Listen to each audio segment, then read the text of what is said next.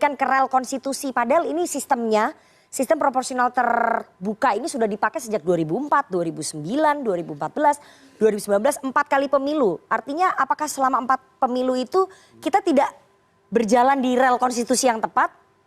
Saya pikir tentu boleh pendapat berbeda ya, tapi faktanya konstitusi kita selama 20 tahun reformasi, 20 tahun penyelenggaraan pemilu menggunakan sistem proporsional terbuka. Ya. Dan kalau ini dinyatakan inkonstitusional, tentu hasil kemarin inkonstitusional. Oke. Kalau alat ukurnya seberapa banyak hasil undang-undang yang dibuat, tentu saja nanti akan dipilih lembaga legislatif ketika masa pandemik, karena paling rajin tuh salah satunya. Nggak mungkin pandemik ini diulang, nggak mau kita begitu ya.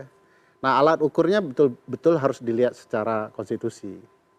Misalnya di dalam konstitusi itu terang benerang ya ada 6 kata partai politik. Ke-6-6-nya tidak bicara soal konsep pemilu legislatif diserahkan kepada peserta.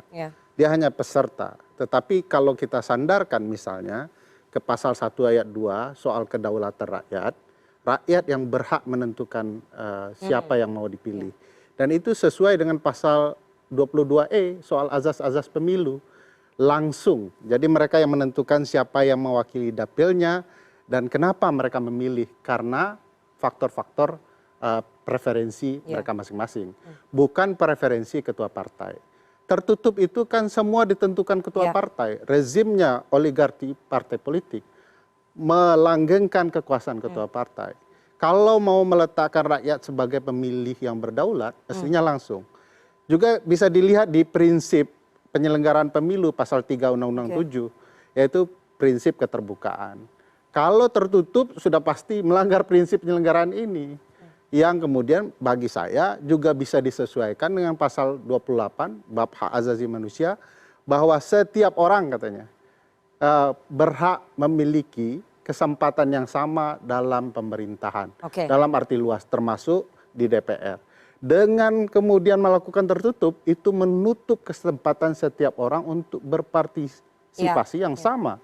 Jadi bagi saya tidak bisa diletakkan di konsep kesatuan karena itu model negara ya, bukan model pemilihan.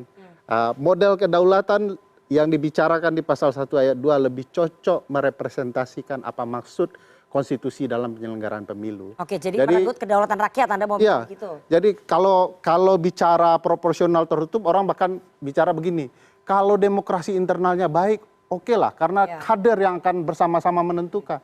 Demokrasi internal kita didominasi oleh ketua dan sekjen. Nah, oleh karena itu ada penyeimbangnya. Ada penyeimbangnya, yaitu bagaimana rakyat menentukan siapa yang duduk di parlemen.